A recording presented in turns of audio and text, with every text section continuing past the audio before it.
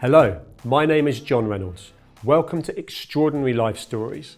On this episode, I'm talking with David Lloyd. David is a former professional tennis player and a highly successful entrepreneur in the world of sports and fitness. As a player, David represented Great Britain in both singles and doubles, achieving notable victories and playing in prestigious tournaments like Wimbledon.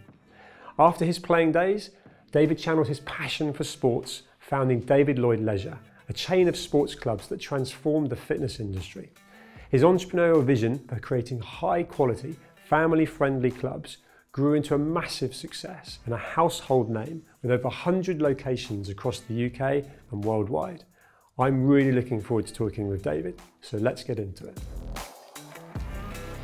David, thank you so much for joining me. Nice to be here. Tell me, who is David Lloyd? Well, I'm a family man. First of all, I've got 5 kids and 9 grandkids. Keeps you busy. So that's exceptionally important to my life. I've been fortunate enough to play Davis Cup for my country, and I also was the captain of the Davis Cup team, the Whiteman Cup team. And there's about 110 clubs around the world that still have my name. So I'm very proud of that. And I've been exceptionally lucky in meeting some incredible people. Maggie Thatcher opened my club in Finchley. I play golf with Donald Trump. Elton John and Cliff Richard learned their tennis at my club. So I've been really lucky to meet some great people. You've made your own luck as well. Take me back to a young David, the aspirations and the kind of who and what influenced your career and life decisions. Well, when I was young, I wanted to be a footballer, but I injured my knee. How old were you at that point? About 11. I was a good footballer, and I got injured, and my knee was a thing called osteochondritis, so it's a big bump on your knee that you can't touch. So I learned to fish, because that's about the only thing I could do. But anyway, so cut a long story short, my knee really never got better, so I went into tennis. And so my dad was a tennis coach, and had you shown an interest in tennis before, seeing as your dad was a tennis coach? I was, but not as much as football. I loved football. You know, the reason I love football is that I love to bodily contact. I love to have contact, and I love to run around and shout and scream like that. But tennis, obviously, you couldn't do that. But tennis was in the family, and I went into tennis. And although you had focused on football, had you been knocking about with a dad who's... so you had a standard of tennis? My mum and dad both played tennis. He was a very good sportsman, so was my mum. She came from Durham. She was one of 12, minor family, and lovely, lovely people. And it was the only thing spoken about in the house was tennis. The only time you didn't really want to be in our house was on a Sunday when mum played against dad, and whoever won, there was a row. But it was the only thing in the house was tennis. So I went into tennis. In a sort of funny way, with your knee occurring, they actually enjoyed you getting into the tennis side of things. Well, it turned out, luckily, to be the right move. So, you know, we to pay for my tennis, I left school early. I left school before I took my exams, so I've got no exams to my name. And I worked in a sports shop not so far from here called Peters and Knight, and I learned how to sell sports goods, practice in the afternoon and place, and then I did pretty well. So I was probably, if not the first or second junior in the world at that stage. So when did you get that feeling from injuring your knee to then getting into tennis to then kind of leaving school and so on? When did you know it was a career? When did you feel like this is something I can do? Well, it was career out without money. That's when my dad was really a brave man to allow me not to do my education, because in tennis, when I started, was amateur. So, you know, you had to jump a chair for a bet to get paid. So it was that type of situation. How it's changed. Yes, now it's changed. Well, I wish I was a bit older, but anyway, he encouraged me, which was incredible. So we didn't have a lot of money. So I hitchhiked around the world, around Britain, going from tournament to tournament, and eventually got better and travelled the world. So it's been a great experience. I can only say tennis is a great game. You meet a lot of fantastic people. And it has changed so much, right? I mean, and of all people to be able to ask that, what are the biggest changes? And I know, of course, the money's different, and the way that the media, we can consume, you know, the kind of matches, watch them anywhere in the world and so on. But what would you say are the biggest changes from when you were playing to now? Well, now it's like all sports. I mean, these people are now superstars. I mean, Djokovic is a superstar. Federer is a superstar. The same in football. Ronaldo is a super. I mean, I think I read the other day, Ronaldo's got something like 64 million followers on whatever he follows. But because I don't do any of that stuff. But yeah, it's that plus they all have a trainer, they all have a dietitian, they all have everything. Have a whole team around, whole right? team, yeah. I mean, we just played, and we would have a beer with the guy you're going to play the next day, and then on court you wanted to win as bad as they do now, but it was very different. And you've also had the coaching side of things, Tim Henman. So you kind of came through your journey as a player, the success that you had, the way that the game was at that time, to then kind of coming into the sort of professional era to then what is now. So, how was it from being a player to then actually kind of coming in and helping someone and managing someone like Tim? Oh, it was great. I mean, I played in two eras because when I started it was amateur, then it became professional. And so, you learn all these things. And when you played tennis and you've really struggled to get there, that is enormously important to put back into young kids. So I met a guy called Jim Slater, who was Slater Walker, the financier, and he came to me and he said, I want to start some tennis because I did it with chess and I want to make some tennis players. And the LTA, which is the governing body, which my son now runs, by the way, so I can't say too many bad things about it, I want to make tennis players and I want to really do it professionally. I said, great, we're in. And so we started this scheme and we went round, we used the Daily Mail as a paper to find players, and we looked for players, and Tim was one of the kids we chose. He was only 9.5 when he came onto the scheme. We put him into the boarding school, and we had we were way in front of our time. We measured them for height, we had dietitians, we had army people training them, and so that's what they had, and it was so very, it's your very fault professional. It's all gone this way then. You say how much it's changed, you've influenced it. Yeah, It's not your fault, you've influenced it. And we had great fun. We had 12 kids. Obviously Tim became the best of those 12, but we had people like Jaime Delgado, who coached Murray, coached everybody, and he's made a lot of money at it. Was a great world doubles player. The greatest success of the scheme was the ones that actually didn't make it. They've all turned out incredibly good people. In fact, one of the players that didn't make it, Adrian, he's actually now the head teacher at Reed School, is where the scheme started. I love that. So that, there was a nurturing, to me, is proud. Yeah, there was an education element, Absolutely. Which doesn't happen enough in sport. Like these kids that aspire to be a footballer, but go all the way to maybe 16, 17, 18, and then academy, drop off because they don't know what to do. And it's like their identity, and they have. But if they understand that they've learned so much about the value of the physical fitness complementing the mental fitness and all the other stuff they learn in the academy, it does make them really formidable, probably ahead of their peers. But the fact that they've not got that nurturing to allow them to know that that loss of identity, they need to get past it. Well, that's why we chose Reed School. The headmaster was fantastic there. He saw that this was a scheme that would be great for the school. Now that Reed School now is one of the tennis places to go to. So it started from no tennis to now being one of the schools to go to, which is great.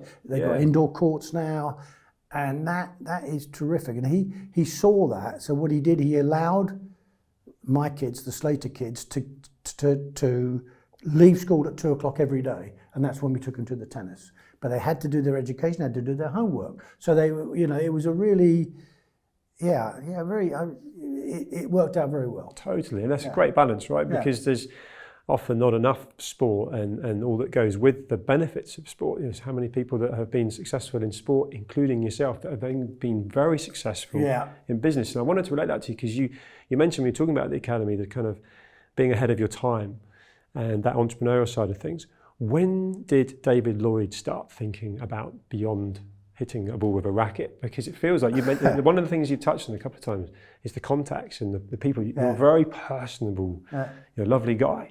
And it feels like that was always something that potentially you were building a network that has been incredibly useful to you. And you've also been entrepreneurial enough to be successful with that. But were you thinking that through your tennis career? I thought that sports people like myself should they shouldn't retire, wait 2 or 3 years and then go back into it because your name's gone. And so I did it. I started the dream. It was a dream because when I travelled the world, I kept seeing all these beautiful indoor courts and everybody happy and smiling because even if it was raining, they could play. I thought, oh, I've got to do that. And so every and that wasn't. No, we didn't have any. It wasn't at all, right. So we didn't have any. So your travelling experience and the way your brain was thinking, you were already thinking, I can do this. Absolutely. I worked in Canada in 1976 and I saw all these people enjoying it. I thought, I'm going to do that. I went everywhere. I saw everything. And I was still playing at the same time. And I picked all the good bits, in my head, the good bits, and then put them into one and then went back and thought, right, now I'll raise the money. Well, because I hadn't got any education, I used to walk into these meetings with all these lovely merchant bankers, and they used to look at me, where did you go to school? I said, well, I actually didn't. So they said, oh. So it was an incredible period of time for 2 years where this ex-tennis player with a reasonably good reputation went around trying to raise this money. And they all looked at me like I was a complete moron, to be quite honest. David Lloyd couldn't get funding for what is now. Most of these bankers are probably members of. No, I went to all these places. I went to all these meetings, and you know what? They said, "Oh, where did you go to school?" I said, "Well, I didn't." So when we one meeting, a very famous bank at the time said to me, one of the chaps said, "Oh," he said, "Where's the nearest bus stop?" So I looked at him. And I said, because I couldn't care what I said, I said, well, do you play golf? The guy, I took a punt, most people. He said, yes, I play golf. So I said, but how do you get to your golf club? He says, I go by car. I said, that's strange. They're going to come to my club by car. So it was an amazing... Again, you were way ahead of your time. Yeah, but then people threw money at you. As soon as you're open, everything was going well, everybody went, oh, do you want more money? Do you want to do this? So you proved concept. Yeah, I mean. Did you prove that? Did you? Where was the first David Lloyd? Heston. Heston. Why did you choose Heston?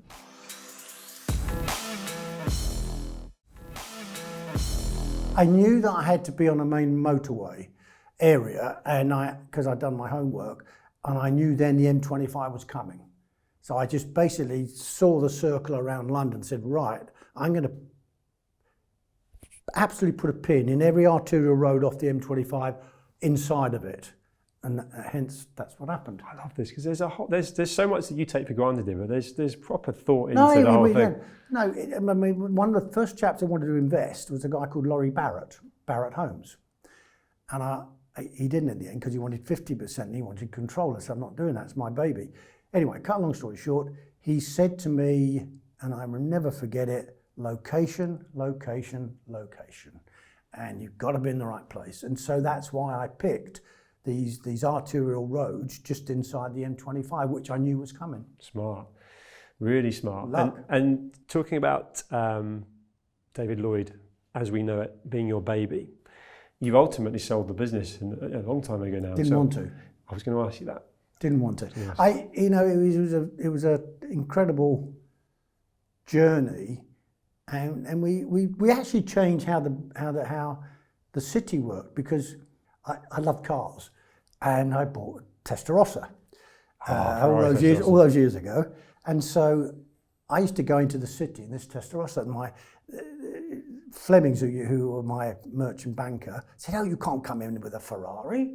He said, the shareholders. I said, well, actually, the shareholders should be pleased, because if I can afford a Ferrari, they're in good hands. And so I used to come in, to all the meetings in the city in a tracksuit. So we changed everything. Again, so ahead of your time. Love it. So the other thing we did was, the first AGM we had, because we're a public company, we had it in London, it was empty. So I said, well, you know what? Next year we're doing the AGM in one of the clubs. And so it was full, because the people who invested, it was oversubscribed 20 times. It was oversubscribed, I think, by the members of the clubs, because they loved the clubs. And so we put it out, we made a whole day of it, and suddenly the whole club was full with AGM, and which is, this is unheard of. And so it was, we changed the system. Yeah.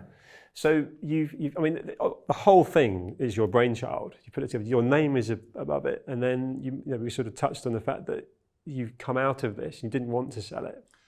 Well, but your name's still on the door now, right? They've obviously felt that that's the brand that's lasted. And well, when we floated, the 3 weeks before we floated, Liz Holt, who was the Flemings lady, said, you'd have a table as big as this room we're in, and it would be full of lawyers, which, you know, I'm not a great fan of lawyers. One of them sparked up, oh, we've got 3 weeks to go, it's called your name, who owns it? I said, well, I own it. So suddenly there was pandemonium because we were floating a company that didn't own my name. I did. So we had to concoct what was called a name deed. So we did a 25-year name deed. And so that's how they got to have the license and everyone was happy. So that's how that happened. Out of context, can I just ask you, when you book a restaurant, when you book a holiday or anything, and you give your name, does anyone tell me, what, the David Lloyd? Yes, quite often actually. No, it does, it happens. They probably still assume you own the club as well. Can I get a discount? Can I get... No, the greatest thing, I had a guy come to me and he said, I'm a golf pro, I run a driving range, but I need a job. His name was Keith Furphy and his dad was a famous manager, football manager. I said, yeah, so I liked him, so I put him on reception, and he was so good, he became the marketing director, and he was great success. And what he did, one of his greatest marketing projects, and I don't know if you remember it, we did a deal with all the London taxis. We had 8 clubs, and we gave 8 cabbies from that area free membership, and they put the David Lloyd Club. So we had 64 taxis driving around London with my name on it. So, you know, and it was great. And they had membership forms in there, and it was for nothing because we gave memberships and they gave the cab. So it was the greatest marketing tool of all time. But you walk through London, you could be run over by your name. That's true. So but again, it's almost like not quite influencer marketing, but so much of what you're saying, I didn't know this at all. It was again, like you saying, ahead of your time. I think it was just common sense. And they stood the test of time. There's countless Absolutely. people in the office where we're filming here today. We've got a million members, David Lloyd Leisure. Yeah. And have you got any association with it now? What's no, your... but my eldest son is still a main board director, non-exec, because he runs British Tennis now. Cool, as you said, yeah. So what is David Lloyd doing now? What is busy in your days? I am very busy. I do a few consultancies, and I've got a new project which I really believe in. It's we've called it Sports Gardens, and we are combining the new sports of the world, and we have a game in America called, I'm English and I'm very British and I'm going to probably come back and live here, but pickleball in America is going like this. And paddle here. Padel is going like that. Is it padel? Padel. Right, I've been calling it paddle, and most people around me because it's Spanish. It's actually from Argentina. So what will happen, and tends to happen with America and Britain, that we normally have to catch them up, and we do eventually. So I just got a feeling these two will converge at some stage, and therefore I believe the perfect project would have both of them in the same place. And they're both noisy. Pickle's actually more noisy than padel. But again, if you take the squash analogy, if you don't have other things, they won't last long. So I think you need all the other things. So we're basically doing sport with incredible activities for kids. We've got go-karting, we've got zip lines, we've got a roller glider that goes 50 kilometers an hour, we've got soft play. So it's a massive, great, it's everything under one roof, indoor and outdoor. And you've got the sport and you've got the kids having fun, you know. I'm a great believer in families. It's a destination, yeah. And where will the first one be? It's actually in America, in a place called Boca Raton. We've got the first site there. Then we're looking at here. We're looking everywhere because it will go very well. And we're making what's happened. The food content of these places now is going much higher. Food is a massive. You're so right. It's not burger and chips. It completely contradicts what you're doing. It's gone the opposite. Yeah, because if you're coming to get fit and to be active and do stuff, you probably don't want that kind of food. And you need all the sports clubs need all the health stuff. I mean, the clubs we built in Australia, which when we left David Lloyd Leisure, we started Next Generation, and my son started here. I wasn't allowed to do it here for a year, so I said to him, "These are some names of people. I think they will give you the money. I can't help."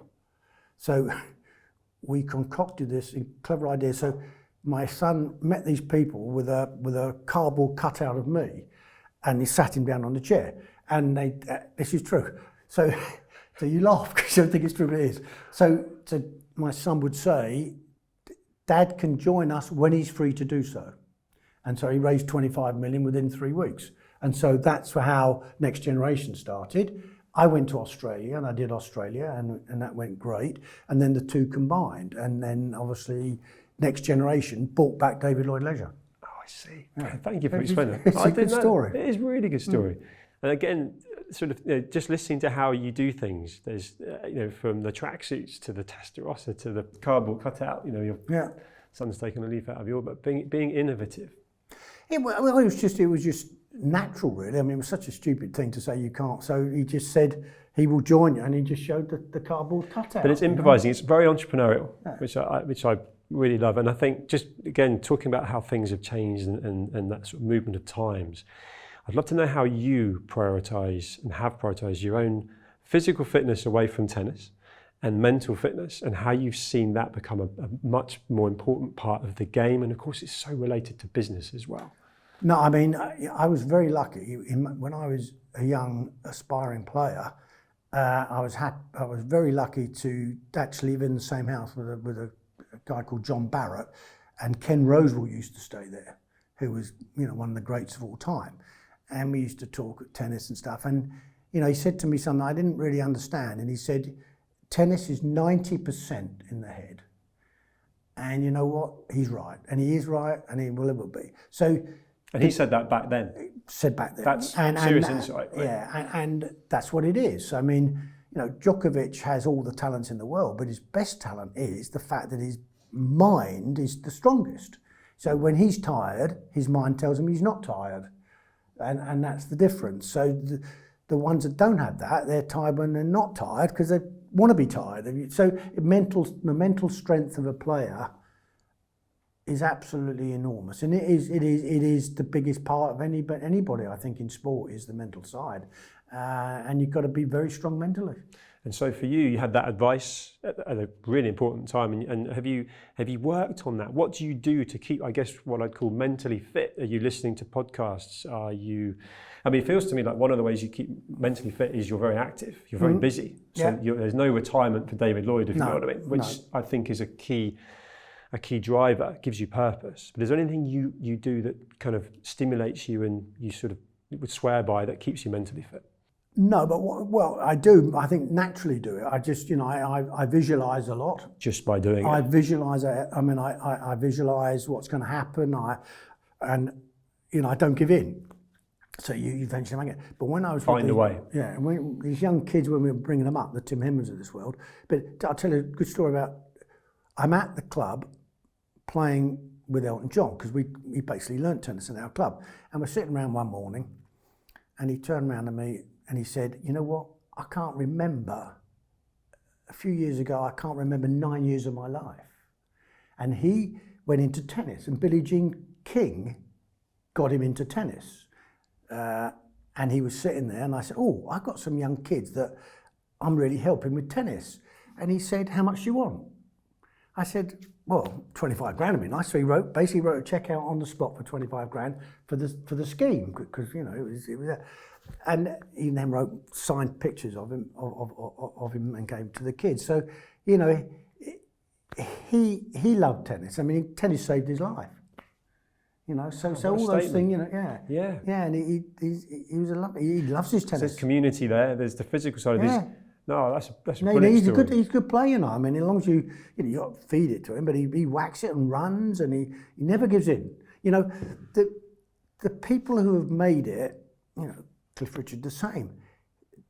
Even in Tony Blair, I nearly killed Tony Blair on a tennis court. We're playing, and we had a fantastic game that day because he was in the house that I built in Barbados for Cliff, and he's playing, and he said, those drills you do for Henman, can I do one? I said, Tony, I don't think you should be doing that. These are brutal. They said, I want to do it. So I love the fact that he was aspiring to be. No, he never gave in. So I gave this drill, and this is a killer, I promise you it is. So I'm feeding him, and he looks like I get a flash up thinking, oh my goodness me, tomorrow's headlines, Lloyd kills Blair. So anyway, so I get it, and he's like that. So is he PM at the time? Sorry? Is he the Prime Minister at the time? PM, yeah, absolutely. So I'm thinking, oh my yeah. Anyway, That so would be a headline. We finish it, and he comes up and he said, we have a drink. He said, can I do that again? So the reason I'm telling the story is the people who succeed, they never give in. It doesn't matter what they do, they never give in. If they're tired, they never give in. They carry on. And find a way, is a real pivot. Skill in business, in sport, in anything in life. You've got to believe it, and you must never give in. Love that. Love that. Sitting here now, successful yourself, and having been around so many successful people, many you just named, how do you define success? Your definition of success, in my opinion, is knowing you've given 100%. If you give 100%... So leave nothing on the table. And you might lose, but if you've given 100%, you can look yourself in the mirror and you know you achieved it. Love that. David, you are awesome to talk with. I know you're busy and you're over from the States. You come over to film with me today. Thank you so much. I've learned so much. It's gone far too quick. But David, thank you. Thank you.